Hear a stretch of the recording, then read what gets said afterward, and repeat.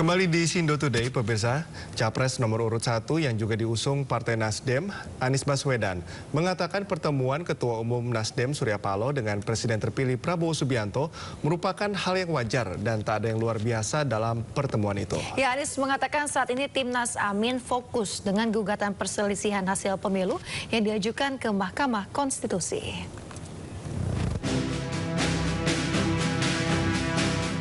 Pasca pertemuan Ketua Umum Partai Nasdem Surya Paloh dengan calon Presiden terpilih Prabowo Subianto, Anies Baswedan yang merupakan calon Presiden dari Partai Nasdem menanggapi dengan santai.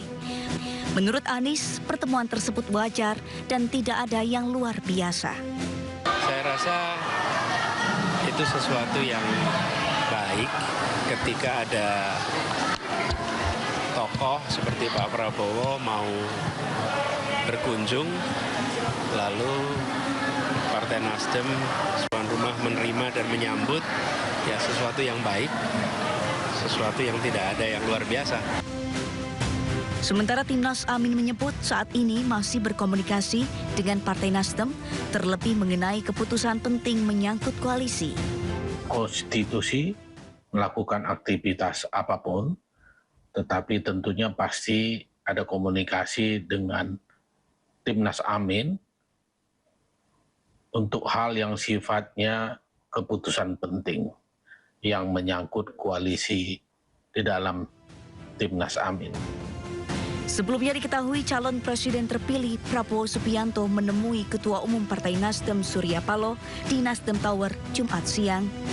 Pertemuan Surya Paloh dan Prabowo Subianto berlangsung secara tertutup selama 30 menit. Dari Jakarta, Muhammad Zulhilmi, Tias iNews melaporkan.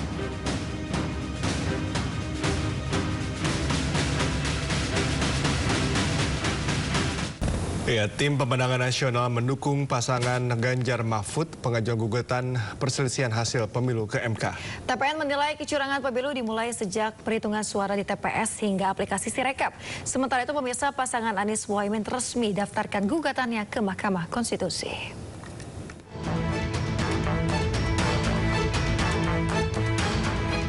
Pasangan Capres dan Cawapres nomor urut 3 Ganjar Pranowo Mahfud MD akan mengajukan gugatan perselisihan hasil pemilu 2024 ke Mahkamah Konstitusi. Gugatan tersebut rencananya akan didaftarkan pada 24 Maret ini. Ganjar menyatakan bahwa pihaknya berkomunikasi dengan partai pengusung dan saksi-saksi di daerah terkait pelaksanaan pemilu. Dari penelusuran itu ditemukan dugaan adanya intervensi kekuasaan dan penyalahgunaan bantuan sosial dalam pelaksanaan pemilu 2024. Sementara Mahfud MD mengatakan tujuan laporan ke MK bukan untuk menang, namun untuk memperjuangkan masa depan demokrasi. Sementara TPN mengatakan mendukung Ganjar Mahfud ajukan gugatan PHPU ke MK. Menurut Sekjen TPN Ganjar Mahfud, Hasto Kristianto, desain kecurangan pemilu telah terjadi sejak perubahan perhitungan suara TPS hingga data di aplikasi Sirekap. Saya menghormati seluruh proses yang berjalan. Kami menyampaikan laporan-laporan kepada penyelenggara pemilu.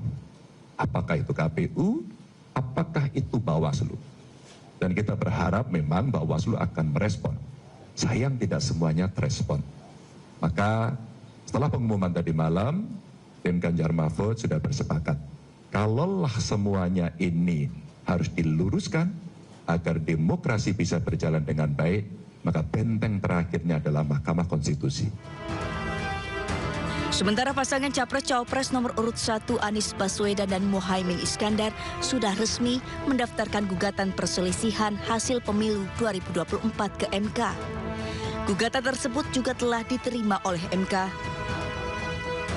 Anies menyebut gugatan diajukan beserta bukti-bukti yang meyakinkan termasuk dari para ahli dan pakar. Gugatan diajukan pasangan 01 karena berkaitan dengan praktik demokrasi di masa depan. Dari Jakarta, tim liputan iNews melaporkan.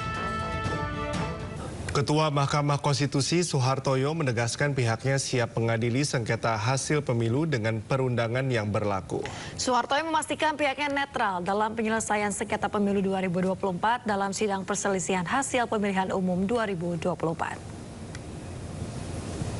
Ya pemirsa, Soehartoyo menilai independensi merupakan sesuatu yang abstrak sehingga konkretnya bisa diketahui setelah ada putusan MK. Hingga saat ini pemirsa terdapat 2 laporan gugatan yang telah diterima Mahkamah Konstitusi, yakni 1 laporan gugatan hasil Pilpres dari Paslon 1 Anies Mohaimin dan 1 laporan gugatan hasil Pileg dari caleg Partai Amanat Nasional. Mahkamah Konstitusi akan memutuskan perselisihan hasil pemilihan umum 2024 pada 22 April mendatang setelah 14 hari kerja. Pak, sejauh ini yang sudah mendaftar gugatan PKPU? PKPU itu ada Pilpres, ada Pileg, Mbak. Ya. Kalau Pilpres 1. Pileg ada 1. Pileg 1. Rencananya untuk paslon 3 katanya besok, Pak. Ini iya. Sudah terkonfirmasi? Tidak pernah komunikasi dengan kami ya. Tidak tahu kalau dengan bagian pendaftaran atau bagian konsultasi ya. Dengan kami pimpinan atau hakim ya nggak ada akses untuk komunikasi. Untuk pemutusan perselisihan hasil pemilu ini sampai kapan Pak batas waktunya? Ada kok di PMK tentang tahapan, Mbak. Nanti dibaca saja. Berarti 14 hari kerja, ya. Artinya sampai 22 April ya Pak? Iya. Itu sidang pleno berarti Pak, seluruh hakimnya? Kalau Pilpres pleno terus. Menteri Investasi Bahlil Lahadalia bercanda ke Menteri Pariwisata yang juga Ketua Bapilu P3 Sandiaga Uno di depan Presiden Jokowi saat melaporkan SPT pajak di Istana Negara. Bahlil mengatakan Menteri Sandi sebenarnya ingin membayar pajak lebih, namun sayang partainya tidak lolos ke Senayan. Seperti diketahui pemirsa, P3 untuk kali pertama gagal dalam sejarah mendapatkan kursi DPR di Senayan. Nasib Partai Persatuan Pembangunan P3 yang gagal lolos ke parlemen untuk pertama kalinya sepanjang sejarah turut menjadi pergunjingan istana. Momen itu terjadi saat Presiden Jokowi dan anggota Kabinet Indonesia Maju melaporkan surat pemberitahuan SPT pajak di Istana Negara Jumat kemarin. Usai melakukan pelaporan, Presiden Jokowi dan para menteri berfoto bersama. Setelah sesi foto usai, Presiden dan para menteri saling beramah tamah.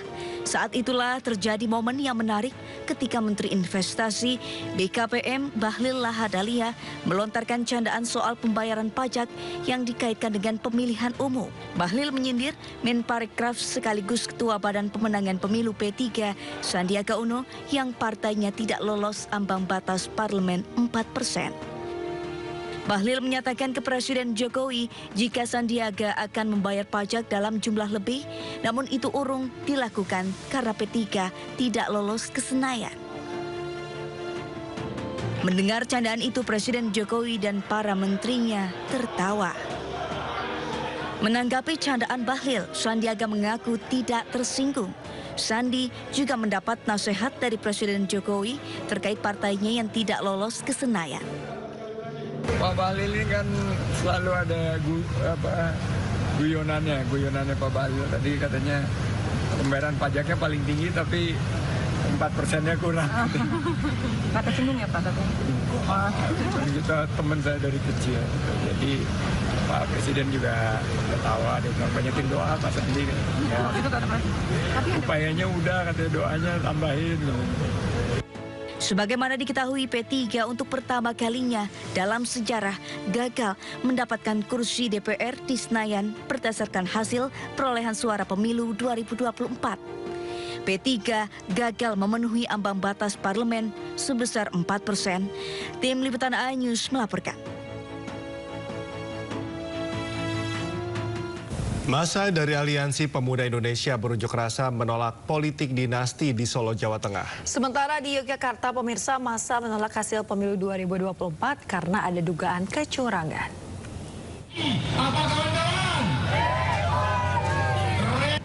Sejumlah warga yang tergabung dalam Aliansi Pemuda Indonesia berunjuk rasa di depan Balai Kota Solo, Jawa Tengah. Dalam aksinya, massa membawa sejumlah spanduk berisi penolakan terhadap politik dinasti dan mendesak mengusut dugaan kecurangan pemilu melalui hak angket.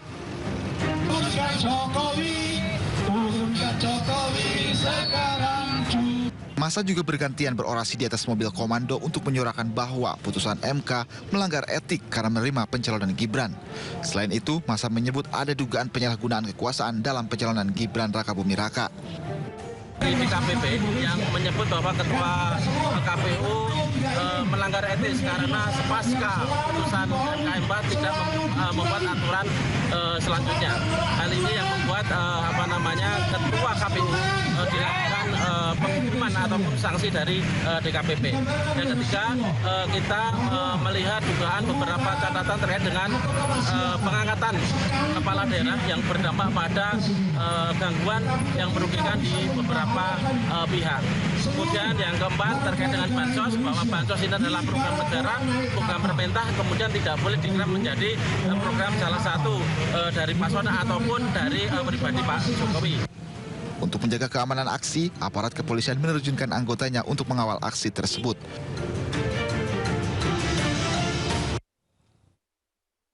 Gibran pada periode mendatang harus menjadi. Aksi serupa juga digelar massa dari Koalisi Sejagat di Yogyakarta. Massa menyampaikan sejumlah tuntutan, salah satunya menolak hasil pemilu 2024. Dalam aksinya, massa membentangkan sejumlah spanduk raksasa di depan Tugu Golong Giling. Kemudian sebagian dari mereka bergantian berorasi menyampaikan aspirasi. Koordinator Koalisi Sejagat Boy berpandangan demokrasi Indonesia telah mati sejak Mahkamah Konstitusi mengabulkan batas usia minimal Capres-Cawapres dan meloloskan Gibran Rakabuming Raka sebagai calon wakil presiden. Kalau kita tahu sendiri bahwa Ketua MK sendiri, Anwar Usman, adalah paman dari Gibran, adik ipar dari Jokowi. Artinya apa? Ada konflik kepentingan di sini. Ada konflik kepentingan. Nah, dari itu maka mau hasilnya seperti apapun, pemilu hari ini sudah cacat. Jadi kami tidak akan menerima hasil pemilu. Selain menolak hasil pemilu, Koalisi Sejagat menuntut agar melakukan revisi terhadap Undang-Undang Pemilu dan Partai Politik oleh badan independen di bawah pengawasan sipil. Dari Yogyakarta, Galih Wisma, iNews melaporkan. Kita beralih ke informasi lain, pemirsa. Bendahara Umum Partai Nasdem, Ahmad Saroni, selesai menjalani pemeriksaan penyidik Komisi Pemberantasan Korupsi Jumat siang kemarin. Ya, Saroni diperiksa sebagai saksi kasus dugaan tindak pidana pencucian uang dengan tersangka mantan Menteri Pertanian Syahrul Yassin Limpo.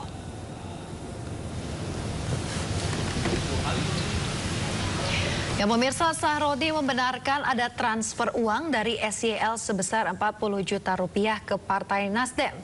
Menurutnya uang tersebut adalah sumbangan bencana gempa di Cianjur, Jawa Barat. Saroni juga menyebut pihaknya telah menerima uang 800 juta rupiah sebagai sumbangan. Namun uang tersebut akhirnya tidak digunakan dan dikembalikan ke rekening penampung. Saroni juga mengatakan pihaknya siap mengembalikan seluruh uang tersebut.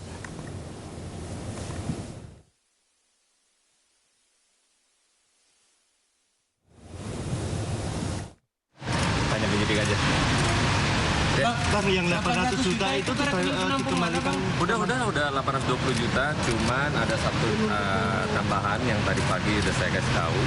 Ada 40 juta yang perlu dikonfirmasi dan penyidik sudah menyarankan untuk pengembalian hari ini untuk segera ditransfer ke virtual account. Oh, 800 juta itu ke KPK ya kembali? Iya, 820 juta. 820 juta. Bang, ada pemeriksaan lanjutan nggak Bang habis ini, Bang? Belum tahu, pokoknya tadi udah memenuhi syarat panggilan yang sebelumnya gua nggak datang, hari ini gua hadir. Bang, 800 Hanan itu bagaimana sih? Kenal Hanan nggak, Bang? Kenal Hanan ya? Oh, kenal. Dia kan dulu wakil gua di klub Ferrari. Tapi ada kaitannya soal KPPU ke Partai Nasdem juga nggak, Bang? Nggak ada. Kalau tadi nggak ada. Soal 15 miliar di rumahnya Hanan Pangkat, Bang. Ya itu tanya nama Hanan aja, nanya sama gue kan, bukan uang gue. Yang 800 juta itu berarti dari SCL juga, Bang? 820 juta dari SCL. Sama 40 juta kan? Untuk bantuan. Indonesia secara resmi berhak menguasai ruang udara Natuna. Kepastian ini terkonfirmasi usai Presiden Joko Widodo sukses merebut ruang udara wilayah Kepulauan Riau dan juga Natuna dari Singapura. Pemerintahan Presiden Joko Widodo resmi merebut ruang udara wilayah Kepulauan Riau dan Natuna yang sebelumnya dikuasai oleh Singapura. Menteri Koordinator Bidang Kemaritiman Luhut Binsar Panjaitan mengatakan International Civil Aviation Organization atau ICAO telah menyetujui proposal pengalihan Flight Information Region atau FIR dari Singapura ke Indonesia sejak 11 Januari 2024. Dalam keputusan ICAO ini, disebutkan Indonesia kini memiliki ruang kendali wilayah udara Kepulauan Riau dan Natuna pada ketinggian 0 hingga 37.000 kaki, yang sebelumnya dikuasai oleh Singapura. Selain perjanjian Flight Information Region atau FIR, perjanjian kerjasama pertahanan dan ekstradisi buronan antara Indonesia dan Singapura juga diberlakukan. Menko Luhut merasa lega dengan penetapan FIR ini. Pasalnya mengingat hal tersebut menjadi isu bilateral yang lama yang belum tuntaskan antara kedua negara. Berkat pendekatan diplomasi yang baik antara Presiden Joko Widodo bersama Perdana Menteri Lee Hsien Loong, perjanjian tersebut bisa disepakati bersama. Selanjutnya Indonesia dan Singapura akan mempercepat keseluruhan proses pemberlakuan dengan tekad mengedepankan memperkuat hubungan bilateral dan menghormati kedaulatan serta integritas wilayah kedua negara. Selain itu, dengan resmi diberlakukannya pengalihan FIR Singapura menjadi FIR Indonesia, maka kebijakan pemerintah terkait pelayanan jasa penerbangan akan membuat ruang udara Indonesia semakin aman, kompetitif, dan atraktif bagi industri penerbangan sipil.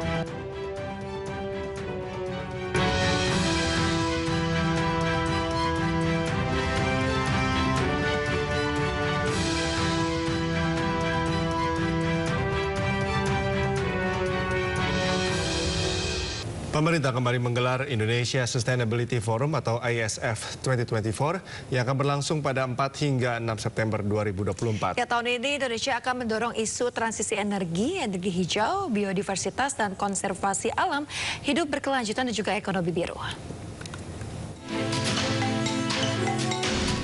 Kementerian Koordinator Bidang Kemaritiman dan Investasi bersama Kamar Dagang dan Industri atau Kadin Indonesia akan menggelar International Sustainability Forum atau ISF 2024 pada 4 hingga 6 September mendatang. Deputi Koordinator Transportasi dan Infrastruktur Kementerian Koordinator Kemaritiman dan Investasi Rahmat Kaimudi menegaskan, ISF 2024 ini akan dihadiri 250 pembicara dan pejabat global tingkat tinggi, termasuk kepala negara dan menteri dari Singapura, Malaysia, China, India, Brazil, dan negara Kota Vatikan. Di sisi lain, ISF 2024 akan fokus pada 5 pilar pembahasan, yaitu ekonomi hijau, transisi energi, konservasi alam dan keanekaragaman hayati, gaya hidup berkelanjutan, sustainable living, dan ekonomi kelautan. Jadi kita saat ini lagi mengundang sekitar 250, ada beberapa mungkin kepala negara dan tingkat menteri dari berbagai negara. Mungkin pesertanya kita estimate bisa 5.000 dan ada lebih dari 20 topik yang kita akan bicarakan dalam bentuk sustainability, dekarbonisasi, climate. Rahmat menambahkan bahwa ISF akan mempertemukan pemangku kebijakan, pakar ahli serta investor dari seluruh dunia untuk membangun kemitraan di bidang sustainability dalam rangka mempercepat pertumbuhan ekonomi hijau dunia.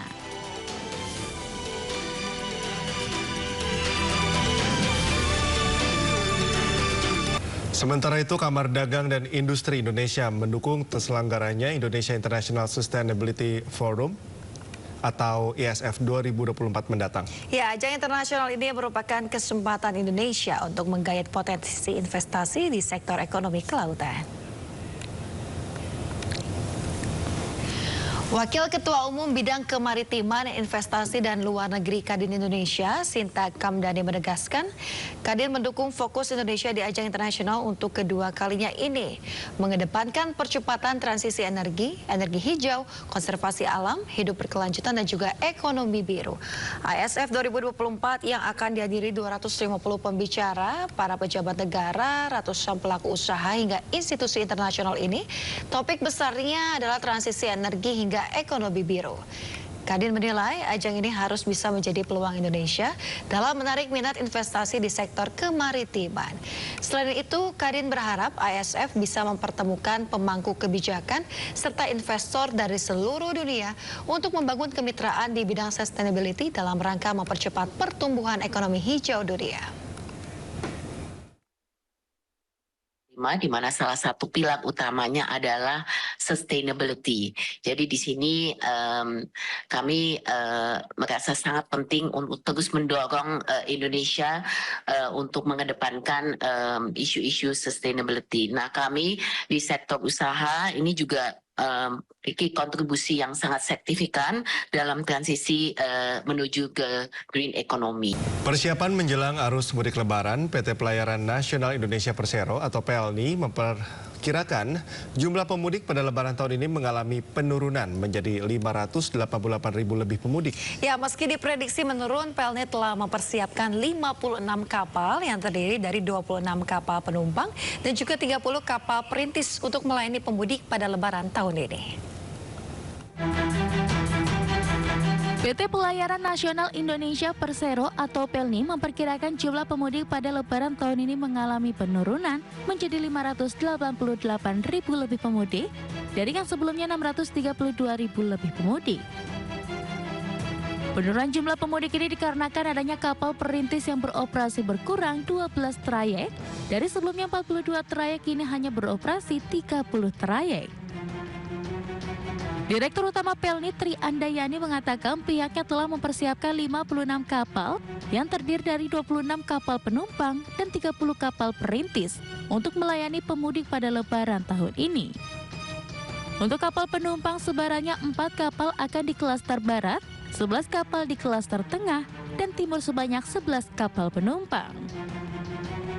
Akan dilayani 4 kapal penumpang kami, kemudian klaster tengah akan dilayani 11 kapal penumpang kami, dan klaster timur akan dilayani 11 kapal penumpang kami dengan sebaran penumpang di tengah 44%, di barat 26%, dan di timur 30%. Prediksi puncak arus mudik dengan menggunakan kapal PLNI akan terjadi pada tanggal 5 April 2024. Sedangkan untuk puncak arus balik akan terjadi pada tanggal 21 April 2024. Sedangkan untuk ruas yang terpadat selama angkutan Lebaran tahun ini diprediksi terjadi di ruas Belawan Batam dan sebaliknya dengan perkiraan pemudik mencapai 18 ribuan lebih.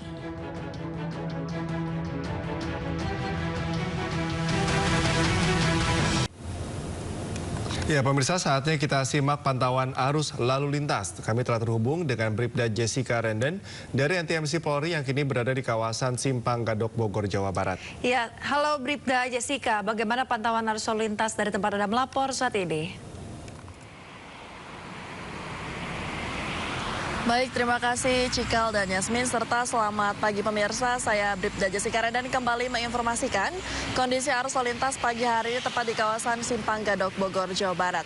Dan dapat kita lihat bersama untuk kondisi arus lalu lintas tampak dalam kondisi kondusif lancar, yakni dari arah Jakarta yang akan menuju ke arah Puncak maupun dari arah Ciawi yang akan menuju ke arah Puncak, juga dari arah sebaliknya yaitu dari arah Puncak yang akan menuju ke Jakarta. Di mana keramaian pada pagi hari ini juga didominasi oleh kendaraan roda 4 yang dapat menempuh kecepatan berkisar 40 hingga 60 km per jamnya. Dan kami menghimbau kepada setiap pengendara untuk dapat mentaati peraturan yang ada pada kawasan ini, seperti mentaati traffic light dan tidak menerobos antrian traffic light khususnya bagi pengendara roda 2, mengingat pada kawasan ini juga ramai dengan aktivitas pejalan kaki yang akan menyeberang. Dan juga kami himbau dapat mengantisipasi banyaknya kendaraan umum atau angkutan umum yang terkadang memberhentikan penumpang tidak pada tempatnya seperti di bahu jalan. Dan pastikan pula pengendara roda 2 untuk dapat mengenakan helm berstandar nasional baik pengemudi maupun penumpangnya untuk menjamin keselamatan Anda saat berkendara.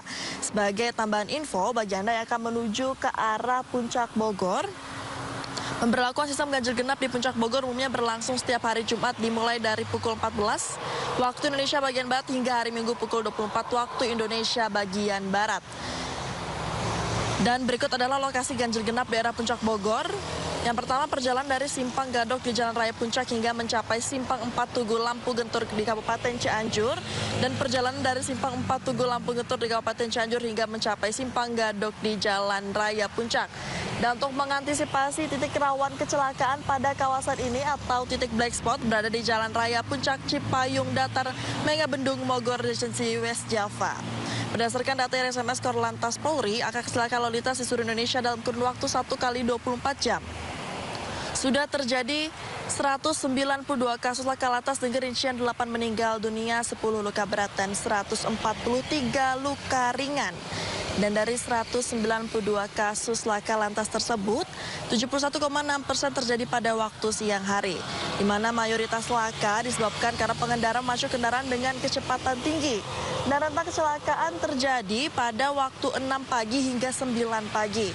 Untuk itu kami menghimbau kepada peserta lalu lintas agar dapat mentaati peraturan lalu lintas dan tentunya mengikuti arah petugas kami yang ada di lapangan. Tidak lupa untuk mengecek kembali kondisi fisik kendaraan Anda sebelum bepergian dan pastikan fisik Anda dalam keadaan prima sebelum melakukan perjalanan. Dan pemirsa, bagi Anda yang mengetahui selengkapnya mengenai kondisi arus lalu lintas, Anda dapat menghubungi call center kami di 15669, juga SMS center kami di 9119. Stop pelanggaran, stop kecelakaan, keselamatan untuk kemanusiaan, Indonesia tertib, salam presisi, dan kembali ke Cikal dan Yasmin di studio. Baik, terima kasih Bribda Jessica Renden atas laporannya dari kawasan Simpang Gadok, Bogor, Jawa Barat. Selamat bertugas kembali dan salam presisi.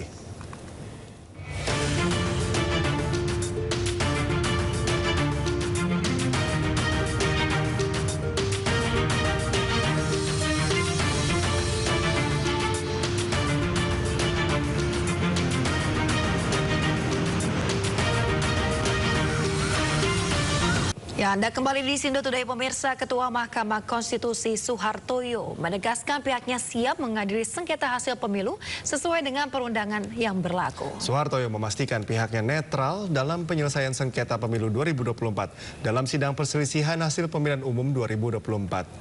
Soehartoyo menilai independensi merupakan sesuatu yang abstrak, sehingga konkretnya bisa diketahui setelah ada putusan Mahkamah Konstitusi atau MK.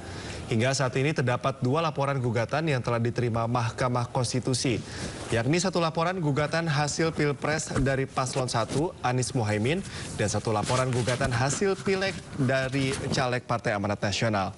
Mahkamah Konstitusi akan memutuskan perselisihan hasil pemilihan umum 2024 pada 22 April mendatang setelah 14 hari kerja.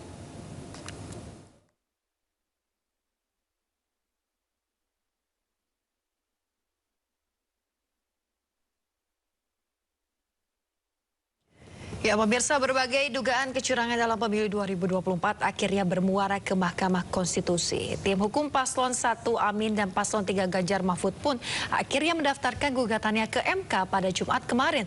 Lantas bagaimana tindak lanjut dari kasus tersebut?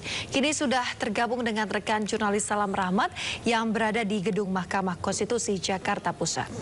Halo Salam, bagaimana situasi di Gedung MK saat ini?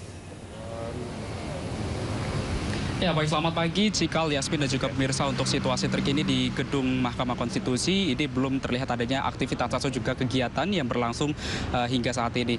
Namun rencananya pada pukul 4 sore hari nanti, tim dari hukum TPN Ganjar Mahfud ini akan mengajukan permohonan gugatan hasil pemilu 2024 di Mahkamah Konstitusi. Dan rencananya dari pihak TPN Ganjar Mahfud yang akan melakukan pendaftaran permohonan dari gugatan hasil pemilu ini, yang datang adalah dari Deputi Hukum TPN Ganjar Mahfud, yakni Todung Mulya Lubis bersama dengan rekan-rekan lainnya.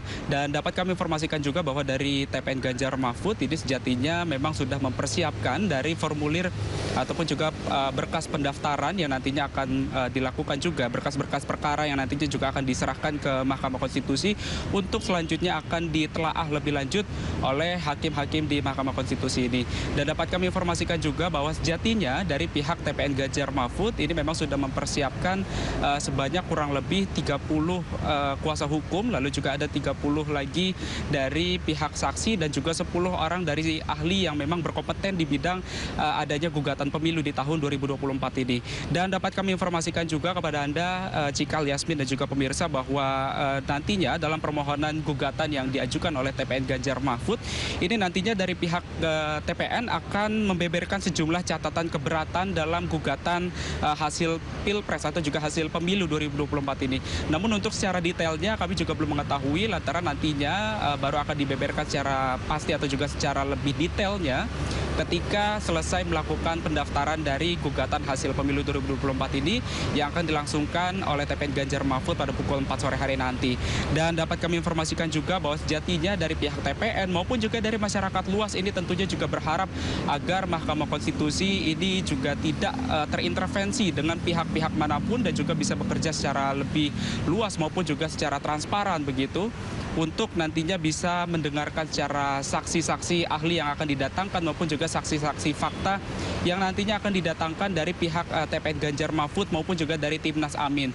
Dan sebelumnya seperti yang kita ketahui bersama juga, Cikal, Yasmin, dan juga pemirsa, bahwa pada hari Kamis lalu dari pihak Timnas Amin ini juga turut melakukan gugatan hasil pemilu 2024 pada hari Kamis lalu, di mana dari pihak Timnas Amin ini juga dalam permohonannya ini meminta agar pemilu 2024 ini diadakan ulang lantaran terjadi banyak sekali dugaan kecurangan di dalamnya.